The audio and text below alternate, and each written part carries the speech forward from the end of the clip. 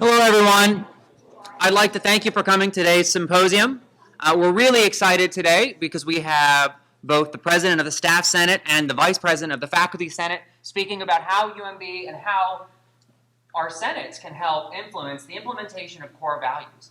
And so I'm excited to have two of our President's Fellows come up, or one, both of you are doing it? Two of our President's Fellows come up, and they're going to introduce our wonderful guest today.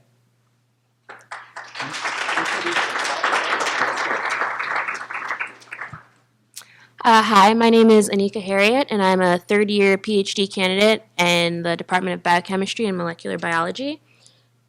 Oh, and hi, I'm Meghna. I'm a PharmD candidate. So, Dr. Oksana Mishler is a clinical assistant professor in the Division of Periodontics at the School of Dentistry and the Vice President of the Faculty Senate. She's a former President's Fellow and co-author of a white paper on civility. Dr. Mishler is the 2019 recipient of the Frank J. Seinick Jr. Award for Excellence in Teaching and a member of the National Dental Hygiene and Dental Honor Society. And the next speaker, Christy Novak, is Assistant Director for Graduate Clinical Placements for the University of Maryland School of Nursing. Christy manages the clinical rotations for the doctorate nurse practitioner students at both Baltimore and the Shady Grove locations. During her time at UMB, Christy served as the chair for the School of Nursing Staff Council and currently serves as the president for Staff Senate. She has a deep passion for promoting shared governance as a means to provide UMB staff with communication, resources, and career development options needed to thrive in their roles and continue to improve the UMB student experience. So, welcome to our speakers. Thank you.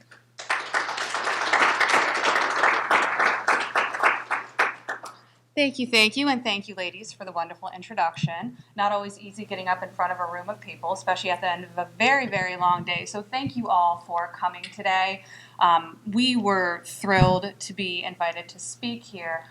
One, because the core values are just so close to us with our involvement with the Faculty Senate and the Staff Senate.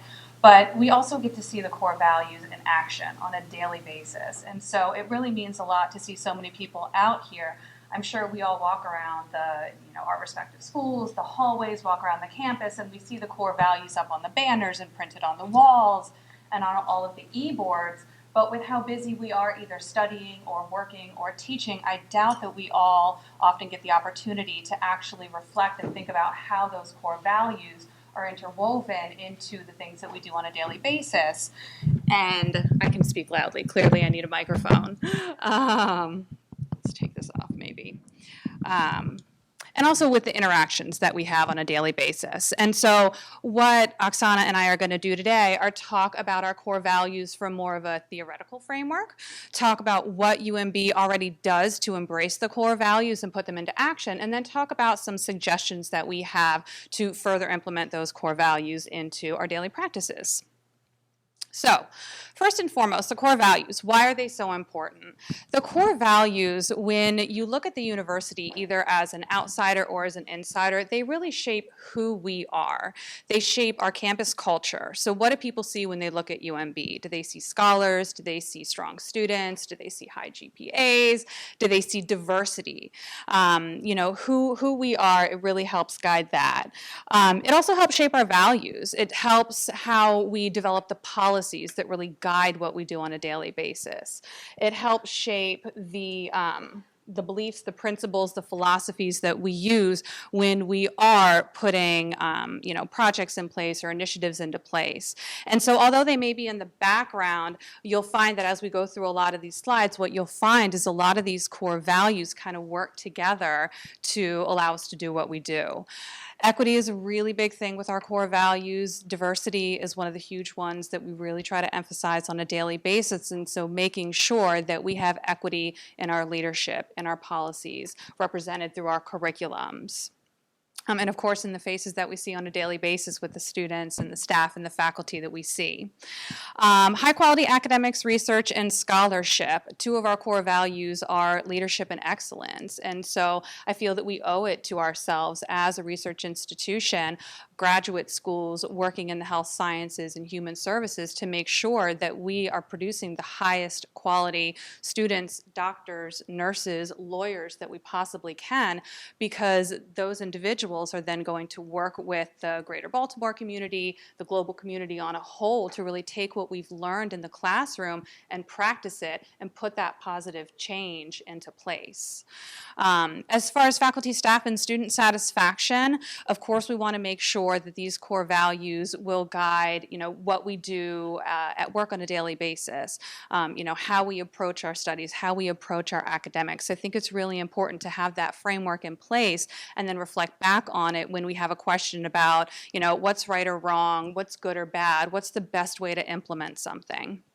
And then I touched lightly on the positive community and global impact, but I think, again, it's really important for our core values to describe who we are as a school. And so when people see UMB, do they see the good work that we do? Do they see the new technology that we've put in place? Do they see, the doctors and the nurses that are doing innovative surgeries? That's what we want them to see. Are we going out into these communities and helping them, or are we just here for ourselves? And so I think it's really important that we look at our accountability, our civility, our collaboration, diversity, excellence, knowledge, and leadership, and you'll certainly see these throughout this presentation, to make sure that all of the components that you see here on this slide are interchangeable and reflecting the core values. And all these core values, they're here for a reason. They're not here just to be on campus for you to look and pass by. All these core values, they actually a framework, and they guide our initiatives, university initiatives. They also guide our hiring process and our enrollment process. And they a framework for our curriculum development. And all these core values, what they do, they shape our campus culture. And we have a lot of university initiatives which were guided by our core values. For example, UMB is trying to be a great neighbor to the community in the city of Baltimore. We have a community engagement center.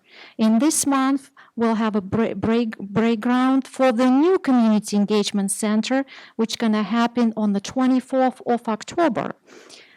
Another initiative that we have campus-wide is Diversity Advisory Council. Diversity Advisory Council is a group of faculty and staff who work together, and what they do, they provide recommendations to Dr. Perman and administration on how to implement policies and practices to be more inclusive and how to accept diversities.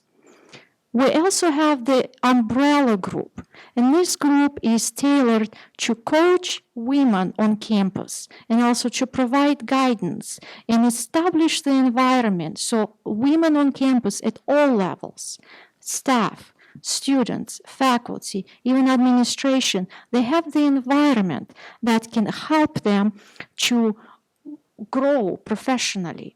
And another thing, we have HR learning and development committees. All of these committees, they are not just one person. All of these committees, it's a group of people, staff and faculty, and sometimes we have even a student representation. When it comes down to our hiring or enrollment process, our core values, they attract like-minded individuals. People look at our core values and they want to come here, they want a part of it. And also our hiring process and enrollment process is guided by our core values. We try to select people who can hold themselves accountable, who are civil, who strive for collaboration, knowledgeable, who will be the future leaders in their professions or respective disciplines, who encourage diversity, who are inclusive. Those are the people who we try to select to work here or to study here. And also our curriculum development is guided by our core values. We try to graduate students who are comfortable working in the interprofessional environment.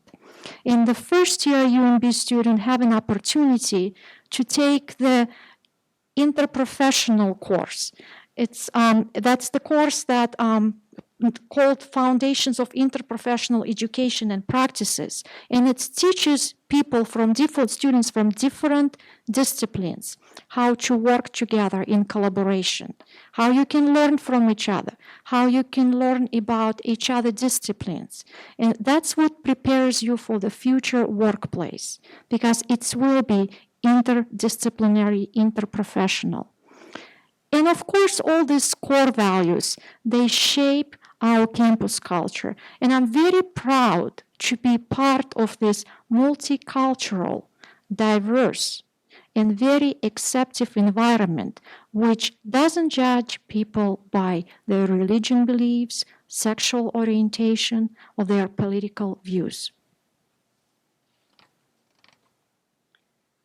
But all these initiatives, it's not just a one-person job. It's a group of people who are behind those initiatives, who are behind those processes and programs. And here we have shared governance. UMB has a shared governance, which is a collaboration between staff and faculty and students and administration. We all work together to make sure that we make UMB what it is now and we make it better. And what is shared governance?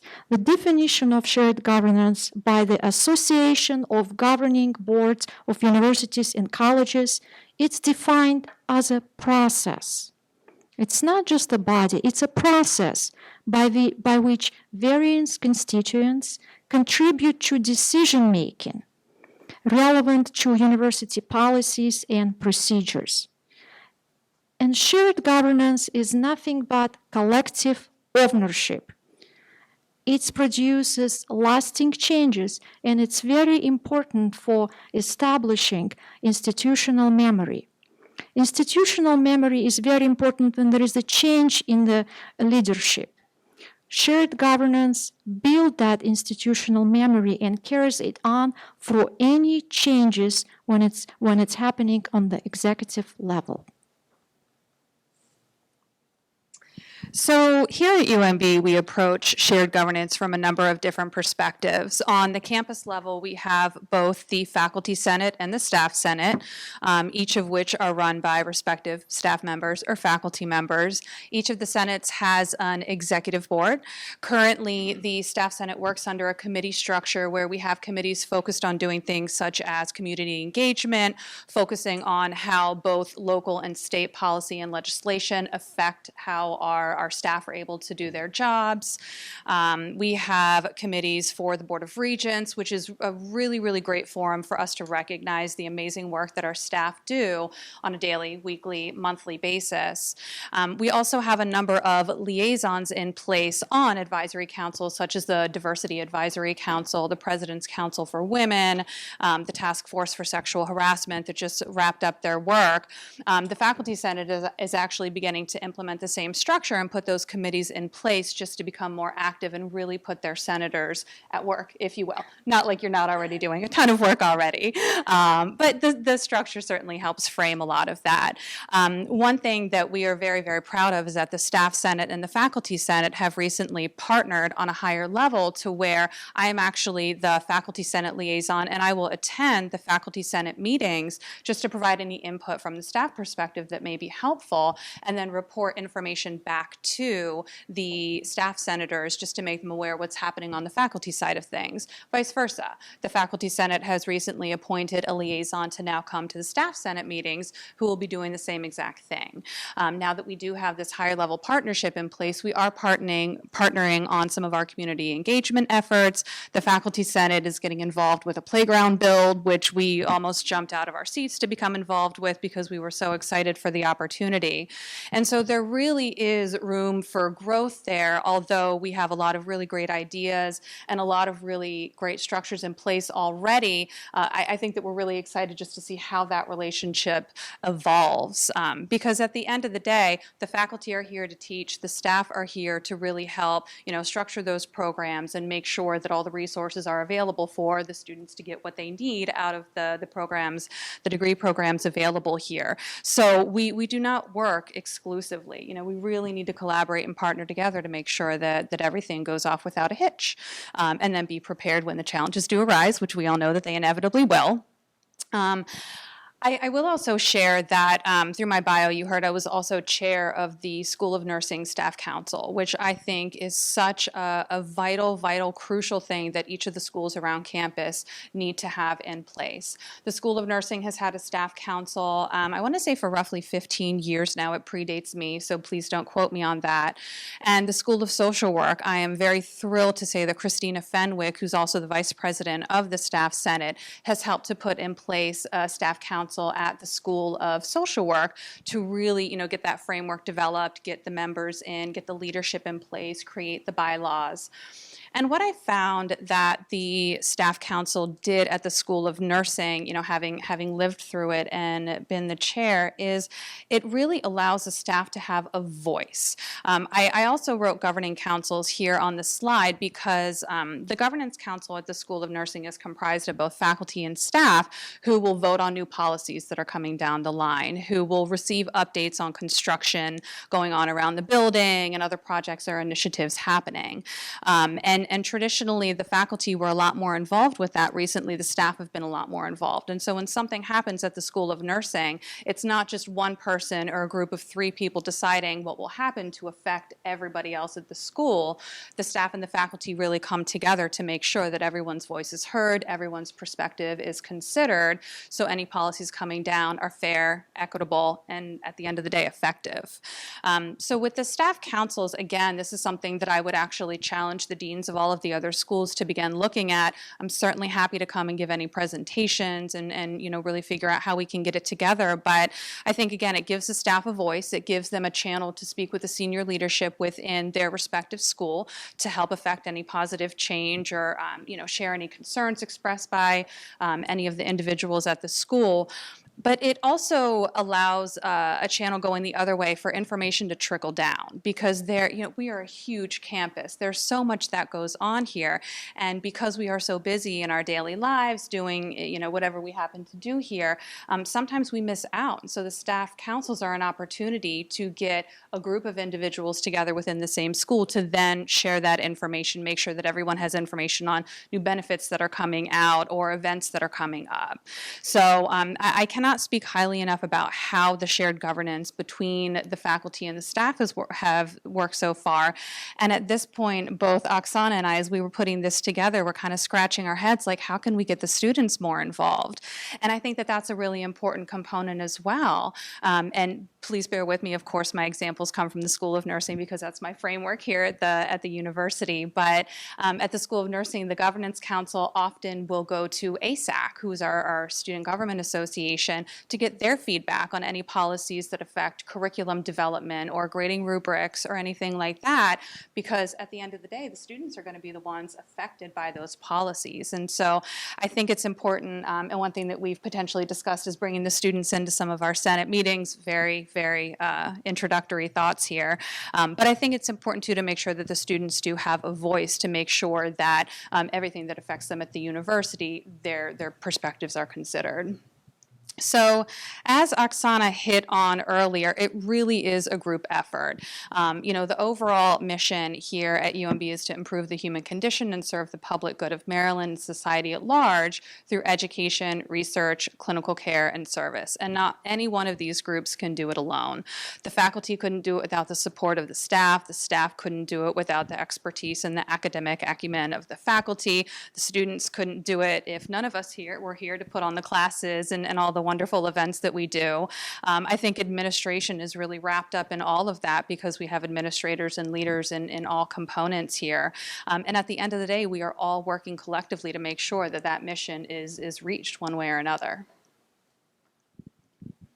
And if shared government is effective, what it does, it really makes the leadership of any institution much stronger. And this only can be done if you really have shared responsibility. It's a meaningful way to connect with each other. And Christy and I, we are representing here staff and faculty senate. And each organizations, we work together and we work apart, but we have a very same mission. We're trying to make UMB a better place to work a better place to learn, a better place to conduct research and collaborate with our neighbors in the city of Baltimore, with the local communities. And as far as faculty senate, our senators are well represented on many committees throughout the campus. We have representation everywhere. And those people, when they come back to the faculty senate, they share with us what's going on campus. When we, faculty senators, go back to our respective schools, we bring that knowledge to our colleagues. In the School of Dentistry, we have faculty council and faculty assembly, and one of us always update our faculty and the staff body on what's going on around the campus. That's a great way to spread the knowledge about all the initiatives that we have on campus. And also, Faculty Senate every year annually reviews the participants for awards. It's a Board of Region Awards nominees and also the Founders Week Award nominees. Every year, Faculty Senate review the candidates and we submit our recommendation to Dr. Perlman for the final decision. This is how we work with the administration on that too. And last year, there was something new that Faculty Senate tried to do.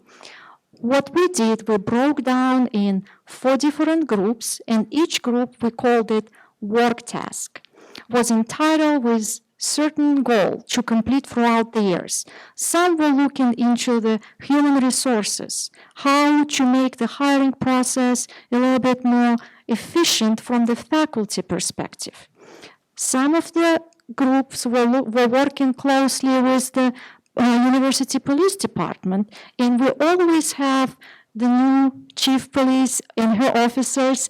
Quite often they would be our guests at the Faculty Senate and keep us up to date on what new initiatives we have and listen for our input, what we think they can do better. At the same time, the member of administration, Dr. Bruce Gerald, he's present at every Faculty Senate meeting. Dr. Perlman is a frequent guest. We have people from the HR. Matt was present at the last meeting several times. So that's what we started, more active participation in the shared governance last year. And this year, although we have a new Faculty Senate president, but we continue what we started last year. And this year we have 4 groups, we still call them work groups, who are going to participate in the campus and community engagement. Something like I Love UMB Day. We will participate in that. We will help to plan it. We will help to contribute. Another group is called advocacy.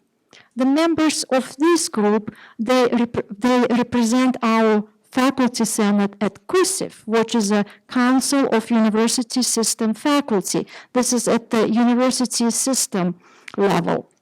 We also have an award and survey committee.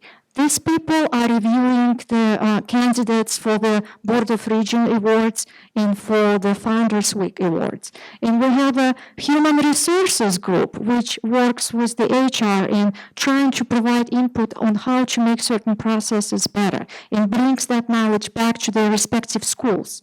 And of course, Campus Safety and Security Work Group, who works closely with our police department. And now I'm going to let Christy to talk about what's going on at the Faculty Staff Senate. Can you tell that we love to stand up here and brag about each of our senates and all of the work that we do? Oksana did bring up an excellent point, though, and I think that one of the reasons why the senates are so successful is because we do have the involvement of the senior leadership at the school. So Oksana just described the format and how they work with the senior leadership. The Staff Senate Executive Board has quarterly meetings with Dr. Perman, with Matt Lasecki, our Chief Human Resources Officer, with Police Chief, the lovely Miss Alice Carey. I know she's not pictured here. Of course, we put Lexi's picture up because everyone knows the service dog now. And then with Dawn Rhodes, our Chief Business and Finance Officer. And I will tell you that the approachability, the warmth, the open-mindedness that we get from senior leadership when they're approached with any concerns that our staff or faculty have brought up, with any ideas for projects that we have, it's amazing to see people in their positions be so so open to making changes that they know will positively impact everyone that those changes will affect. So I think that that's one really good thing that we do. Oksana had mentioned QSIF. We do also have CUS for the Staff Senate, which is a council for the university system schools. And so we're not just talking about what works well at UMB, we're learning best practices from Towson and from Salisbury. Of course, everyone likes that one because you get crab cakes when you go to the Salisbury meeting. But you know, it really gives you an opportunity to learn from individuals who do the exact same things that we do on a daily basis, just maybe a little bit differently. And we can take cues there, we can share our own best practices. And so it's fantastic. But again, the importance there is using the trickle-down effect to take what you discuss with senior leadership, what you learn from the CUS or the QSIF meetings, and trickling it down to your colleagues at your respective schools. One other thing that I really did want to highlight, and we'll get to it a little bit as we break down each of the core values, is one thing that I'm very proud of on the Staff Senate is the civility campaign, which is led by Mary Beth Gallego. She's in this room. I'm going to make you wave. I won't make you stand up. Mary Beth has done such a tremendous job to change the campus culture here at UMB through this campaign. And I almost wish that civility was not something that had to be taught. You would think that it would be easy to be kind, but surprisingly enough, we all have our own lives outside of here. It's very easy to bring some of that on campus. And she has just worked so hard to have individuals take the pledge, to just kind of take a rational look at what civility means. Does it mean being kind? Does it mean smiling? Does it mean saying thank you? Dr. Permit has taken the civility pledge. It's something that we're very proud of, and again, we'll talk about it in just a little bit, but it's things like this that allow us to take a look at some bigger level issues and really put something in place to fix it. You can see here there are a lot of other wonderful things that we do on campus through the Senate in terms of, you know, green and sustainability committees to make sure that we are being as paperless as we can, not wasting any of the wonderful natural resources that we have here. We do a lot of back to school supply drives, Thanksgiving drives, and so there are a lot of things that we do not just to benefit the individuals here on campus, but those in the surrounding Baltimore community. And, you know, before we switch to each and every core value, I would like just to mention that on my wish list, and I'm sure on Christy's wish list, to have some student representation at our staff and faculty senates. It's like, I can't speak for every school. I know in the dental school, when we all go on retreat, it's not just a faculty retreat. It's not just a staff retreat. We have faculty and staff together with the student representation. And we always listen to what students have to say, and we're all trying to be involved in that. And that's what I would like to see, that student body is represented, and share with us what you are doing. Maybe we can help you in some way. Maybe we can collaborate with each other. And then if we're talking about accountability, that's the first core value. It always begins with you. It doesn't stop with you, but that's where it begins. You have to be accountable, but not only you have to be accountable for everything you do, you have to keep accountable those people who are around you. And part of that, the examples of that, we have annual reviews for faculty and staff. Once a year, we go over our professional goals and we set goals for the next year. We also, for the students, we have grading rubrics. And from the faculty perspective, I can tell you we work very hard on those rubrics. We try to make sure that everything is outlined, that you don't have any questions. You just have to look at the rubric and know exactly what is expected of you.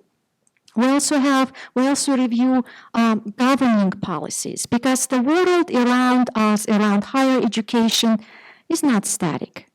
It moves in different directions, and we have to make sure that we are going in the unison with those changes around us.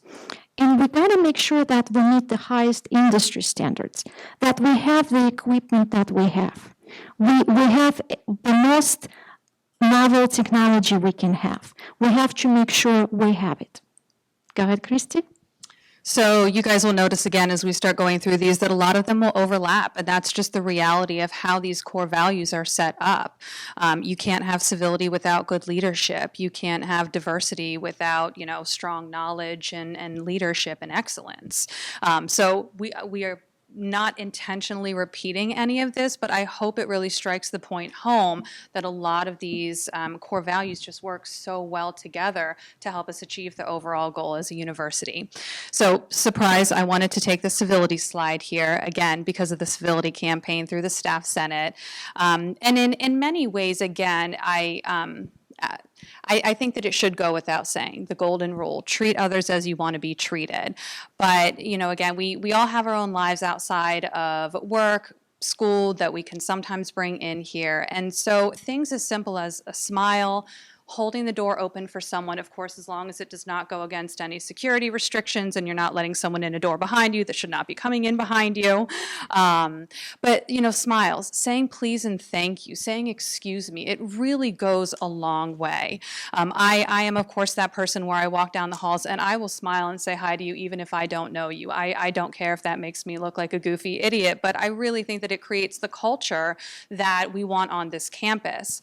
I think what is really important to also realize is that if someone's having a really bad day, they might not have the ability to reciprocate that smile. Or maybe someone is more introverted, a little socially awkward, and it's just not in them. And that's okay too.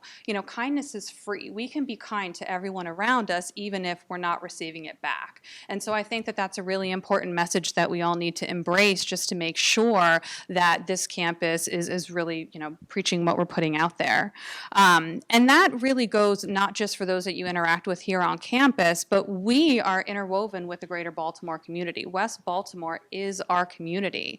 And so you have a lot of individuals coming around here going to the medical center who may not necessarily be staff, students, or faculty. You have a lot of individuals just going to the businesses, the restaurants in the area that happen to be on campus. And I think it's really, really important that they see us walking around with our lanyards on and they see us in our badges, in our scrubs, walking around, and it's important that you represent UMB accordingly if you're inside a building, if you're outside a building, if you're walking around on the sidewalk. It doesn't, like Oksana said, it doesn't just stop here with us. And then collaboration. As Christy and I met right before this presentation, we talk about collaboration a lot. You cannot be successful at everything what you do. We all have our weaknesses, and maybe my weaknesses could be Christy's strengths. But if we work together as a team, it's only reflect positively on our team and on the larger university level. So look for those collaboration. Don't be afraid to approach people. Ask them how you can find the mutual ground, how you can produce those projects together. And compare your strengths and weaknesses and put them all together, and that is success right there. Interprofessional education, the course that I was talking about, the foundation of interprofessional education, that's where you really learn how to collaborate with each other, in the health profession especially, because patients don't just have dental problems. They have problems everywhere. They can have a living arrangements that needs to be fixed, and if they don't have a safe place to live, they're not interested in their health. The shelter comes first before anything else. And also, we have to value our different perspectives. We all have different perspectives. Instead of looking down on it, we have to value, we have to embrace that and put it all together in one mixing bowl. And knowing your strengths and your weaknesses, I think that's the key to collaboration, successful collaboration. And of course, networking, just like we network here. From two different constituents, we work together and we enjoy working together. So, and I'm going to piggyback on that just a bit. When we speak about interprofessional education, we approach it more so from the standpoint of student education. And I think Dr. Perman really sets the benchmark with the President's Clinic led by Dr. Elsie Steins, where she will take students from each of the disciplines around campus for 3-week sessions pretty much every semester throughout the year, so they can come in and work with the patients to really learn, well, if I'm a nurse, how is a social worker going to interact with the student? How is a lawyer going to be helpful in this scenario. And so, if you look at the core values being embodied, Dr. Perman is really leading the way with the collaboration right there. But one of the things that Oksana and I had also discussed is when it comes to, interprofessional collaboration, we can do that as faculty and staff as well. We are often, and I do hate to use the term siloed, but we are often so stuck in our own worlds, what we're doing within our respective schools, that we often don't think that there may be another individual with an identical role at another school who's doing the same thing, maybe just a little bit differently. And if you can connect with that person, you may not necessarily work together on a project, but you can share best practices. You can share experience from something that you may have done a year ago that may help that individual do something that they're currently working on. And so I think it's important, when we talk about networking, to just step outside of your bubble, step outside of your comfort zone, and find individuals that you can help learn from and then in turn teach. Then we have diversity. Diversity is one area where I will say I am so incredibly proud to work here. Right when I first started working at the university, I started seeing things come out about safe space training.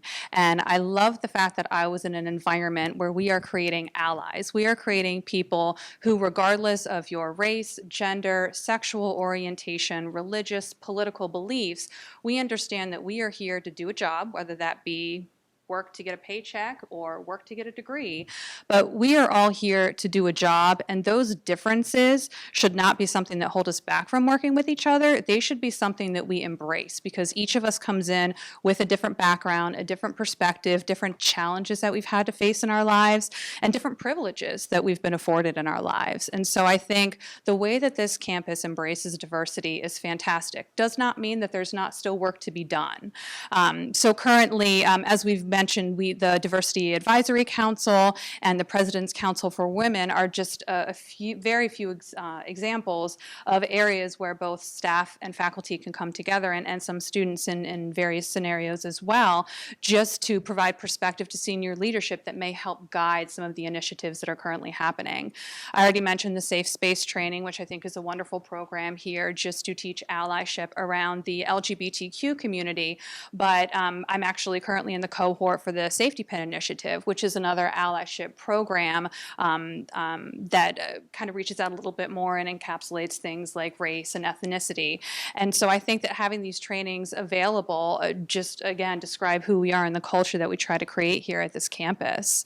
It is very important to get to know those around you, get to know who they are, where they come from, why they act like they do. Those different perspectives, again, are just invaluable in the learning process, because when we come in with our own tiny little lens, we're only seeing things from our own perspective. So we need to keep that open mind there.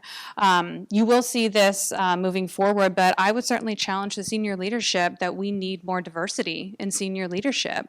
I think that we certainly need more women. We certainly need more women of color, but we also need to think about things like, do we have anyone in senior leadership who can represent those with disabilities? We get so used to the privilege of being able-bodied and being able to walk in and out of a building without any issues, but what about someone who may not be able to do the same thing? And so again, just making sure that there are individuals in those positions who are able to speak about the different people that we're representing and make sure that we're being inclusive is vital in this conversation. And as Oksana had mentioned earlier, evaluating our own hiring and enrollment processes to make sure that we're bringing in the staff and the faculty who encompass these core values, and then the students who will also embrace them during their studies. Very, very important to continuing the work that we do. And of course, excellence is, you're not going to be on this campus unless you strive for excellence. And this is one of the core values. You have to keep your standards very high. And you have to create that safe space for you to learn, for us to work. And you have to take risks sometimes. As Christy mentions, there wouldn't be any new initiatives if we were not taking risks. Every time you start new initiatives, you are taking risks. What if it's not going to be welcome? I just recently was at one of the councils, and Ashley, who is in charge of the Community Engagement Center, she pretty much said that they were taking a risk when they opened that Community Engagement Center because they were not sure how the local communities, how they would accept. And originally there was a little bit pushback. But once the people learn that this is actually for them to come there, to get their blood pressure checked sometimes, eye exam, do Zumba, and do some other activities, they actually looked at it from a different perspective. They realized that this isn't some punishment, this isn't the buying, grabbing their territory and buying property from where they live. This is about engagement. And we have to set our standards high. One of the examples this year for the School of Pharmacy, they opened the new Masters in Medical Marijuana program, and this is the only program, as far as we know, in the nation. How cool is that? Not only we have the first dental school in the country, we have a first master program in medical marijuana. So knowledge kind of goes along the same lines. We want to promote lifelong learners. So we want to create a space where people feel safe to learn, take the risks, make those leaps, because it's not always easy embracing new ideas. You know, we become such creatures of comfort. It's really easy to just stay stagnant in that little bubble, but we really need to encourage others and ourselves to step out of that bubble and increase our knowledge. And as the world around us evolves, if we don't evolve with it, we're going to be stuck in the mud and not here at UMB. So I think it's really, really important that we just embrace the concept that learning never stops regardless of how old you are. My grandmother, who recently passed at the age of 95, when she was around 90, she started taking classes at Prince George's Community College just because she wanted to learn. I want to say she took a class on presidents and the history of gospels, and she had more fun. Granted, for myself and my cousins, teaching her how to use an iPad was not the easiest thing in the entire world, but I really commend her for having that spirit of never wanting to stop the learning process. And I think that that's really important, particularly when you have individuals in the fields that are taught here at UMB, to not just create lifelong learners, but create thought leaders, because there are a lot of new ideas that can come out of people who have such an open mind to diversity, who have that desire to learn and to make positive change. And of course, you want to have faculty and staff at the schools that the students want to learn from, people who are experts in their fields, people who continue to do their own research and really make sure that we're moving forward. And leadership. We have a shared governance where we all work together. But I think what really needs to happen in higher education is diversity in leadership. If you look at the population in general, our population gets more and more diverse every year. And when we enrolling students, we have a very diverse student population. But those of us who are mentors at the different level, it doesn't always represent the student distribution. We gotta hire more people who are minorities, racial minorities, women. And those are sometimes hard conversations to start, and there is nothing new about that. These conversations were here before. We just want a more representation at the leadership level so you students can relate or have a more meaningful relationship with your mentor if you share similar background. And you got to lead by example. Just like Christy mentioned, you do what's right to do. And you have to lead by example. It's not where it stops. It starts with you, but it's like a domino effect. You lead by example, and then you affect people around you. And they all get infected with that civility and collaboration and everything else, and it just grows. It spreads around. Not like a disease. A good disease. In a good way. In a good way. So finally, a better UMB begins with each of us holding ourselves accountable, Being kind and practicing civility. finding a common ground to collaborate, Embrace diversity by accepting differences. striving for excellence every day, Expanding our knowledge constantly. and leading by example. So we'll put this up real quick, and we're certainly happy to share this. But we did want to open the floor for any questions that anyone may have. And I'd also encourage those after seeing what Oksana and I put together, just to make any other suggestions that you think the campus can do to further embody the core values. And there is a microphone here if anyone would like to step up.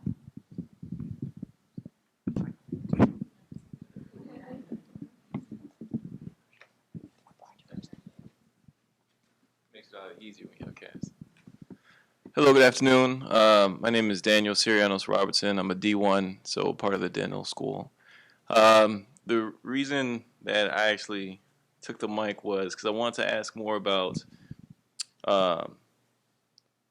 relationships with other schools. You talk about communication, collaboration, accountability, excellence, and as well as the other core values. And one of the things that I was curious about was our relationship with schools that are in the area to expand kind of our principles or even forming like community services with other schools and having more community involvement with like say Howard University in Washington, D.C. I know they're a big area as far as community service opportunities. Mm-hmm. They're also a huge school as well. So I was curious about not so much the core values solely in our school, but expanding that beyond there. Sure. May I? Sure. Fantastic. So that's an excellent point. And I think that we do a good job within the university state system of working with the other schools to, share ideas and concepts and resources on a lot of those things that you mentioned. But we haven't really reached much out to a lot of the schools outside of the state system to do that. And I think that there's a really great opportunity. I will say in terms of community service, I think it's easy for everyone to focus on the surrounding communities around them. And so, Howard University being in DC may seem like a bit of a stretch, but I'm sure that there are a million opportunities if we sat down and put our heads together to determine how we can collaborate, whether it be something community service related or research related, or you have students from the same school working on similar projects who can maybe collaborate to put something together that brings together the expertise of both schools. And so I think that that really is an excellent point that, sometimes we even need to look outside of our own bubble here within the state system to, encourage others to work with those other schools. So that's a really good point.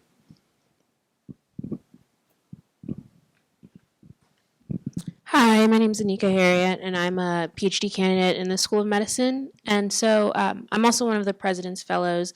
And one of the things that we've been looking at as we consider how the core values are implemented around campus is the climate survey that goes out to students every year. And I was curious as to whether or not there's any sort of analog for that with the faculty or staff. So the survey was taken with the faculty and staff, and I know that was done through HR. Matt, I don't know if you want to step up to talk about this a little bit from the staff or faculty perspective. I certainly can from the student perspective. Sure. Yeah, sorry to put you on the spot. No, that's okay. We do run an analog survey. It's every other year, so if the student survey is done in 18, the staff faculty survey usually occurs 19. This is only the second time that we've ever done it, so we're still learning how to use this information effectively on campus. So I know my office and some others around campus have worked with Patty Alvarez in the Student Life Office to figure out how we can get these two surveys working together for us in the future. Thank you. Hello, my name is Marina Gettas, and I'm a first year at the School of Nursing. So first and foremost, thank you guys for doing all the amazing work that you guys do. It's quite impressive. I just wish that the students knew more about this. I am one of those students that is constantly lost, but I do think that if students knew about it, I just wish I knew about this other than coming here. Second, I wanted to notice is that the civility initiative is great because I've been to lots of different schools, and this is the first school that I've ever been to where the staff and the faculty have been as supportive as they have been. So I've been very, very, blessed and fortunate in that way. So I wanted to ask you, what other recommendations or what is sort of in your plan book on what you guys are doing in hopes to implement? Or is there anything else that you guys really want to see implemented other than more diversity in senior leadership and perhaps involving students into your Senate meetings?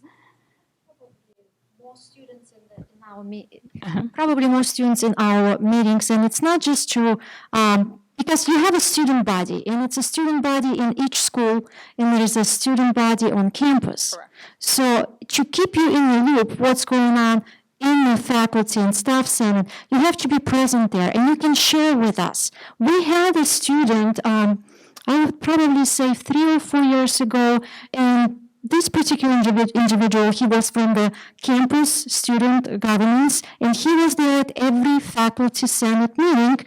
And I guess after he graduated, it's kind of like died off. So I want to bring it back. And then Christy and I were even discussing maybe have a retreat, faculty and staff representative, and invite the student body in there too. So we all start that conversation, and then you can distribute the information or ask for help anyone within your respective schools. So that's, as I said earlier, that's on our wish list. So I know that we inundate students with emails. I think that actually everyone on campus is inundated, and so I wouldn't think of that as the best method. Do you have suggestions in terms of how to get this information down? Maybe something shared with each of the individual school student councils, or do you have a newsletter where we could send information? I think that the School of Nursing has a newsletter, but I also think that like if we integrate this during orientation, just because that's where, although the students get a lot of information, I think that that's when the students are most alert. Because to your point, we do get a lot of emails, and I'd be very surprised if everyone read every single email. Right. So, But that's a great suggestion, so thank you, and definitely noted. Any other questions or comments? Hi, my name is Colette Boyu, and I'm the past president of the Staff Senate. I work over in the Health Sciences and Human Services Library. And one of the items that Christy addressed was institutional knowledge. And I would like to acknowledge that about probably 5 years ago, maybe, we did have a retreat that involved the Staff Senate, the Faculty Senate, and student government, where we all got together. We spent the morning with senior leadership, and we really hashed out exactly what shared governance is on this campus. And if you go to our website, Staff Senate website, I'm not sure about the Faculty Senate website, but the mission of what shared governance is, and it took us a while to kind of go around and around to really come out to a statement that actually enhanced what everyone was bringing to the table. So I think one of the things we have to address is consistency. And with the students, it changes a lot more than you see with staff and with faculty, because you'll see the same people that serve on the Staff Senate for years and years, and you'll see people, Faculty Senate, same thing, but the students come in and out. And I know that we've made in the past a real effort to try to bring students into, shared governance. So I'm really happy to hear Christy saying that that's an initiative we're going to kind of try to go back to. We just, sometimes you just lose with different leadership and so many things that are going on campus. When we have various accreditations, sometimes the buzz works out a little bit more than it does when the years in between accreditation interviews and things like that. So it's good to see that students are here today, faculty here, Staff Senate, that are here to support shared governance, because that's the whole concept. It's shared governance, and it can't work unless we all work together. Very well said. Thank you, Colette. Anyone else? Wonderful. Well, thank you so very much, everyone, for your time today. Greg, do you have any other closing remarks? No, I'd love to thank both of you for speaking today. It has been a joy to hear from both of you and about what the faculty and the Staff Senate and how UMB can continue to institutionalize our core values. We would love to invite you to a light reception outside this room where you can continue this wonderful conversation with our wonderful two speakers. And thank you again for coming. We'll see you at the next one. Thank you very much.